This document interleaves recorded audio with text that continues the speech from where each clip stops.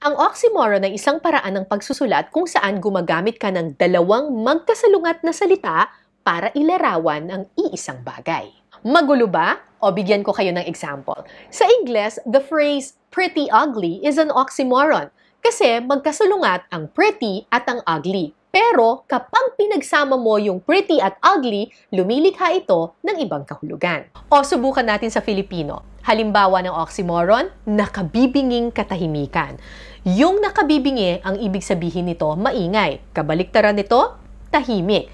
Pero pag pinagsama mo yung dalawang salita, nakabibinging katahimikan, ang ibig sabihin nito, hindi lang basta-basta tahimik. Sobra talagang tahimik. Madalas kaming gumamit ng oxymoron sa mga documentary namin sa Eyewitness, lalo na kapag ang topic namin ay punong-puno ng ironies o kabalintunaan. Tulad halimbawa ng documentary namin na Paraisong Salat. Magkasalungat ang mga salitang paraiso at salat, pero ginamit namin ang dalawang salitang ito para ilarawan ang buhay sa isang isla sa Zamboanga na mayaman sa kalikasan pero salat na salat sa tubig, edukasyon at trabaho.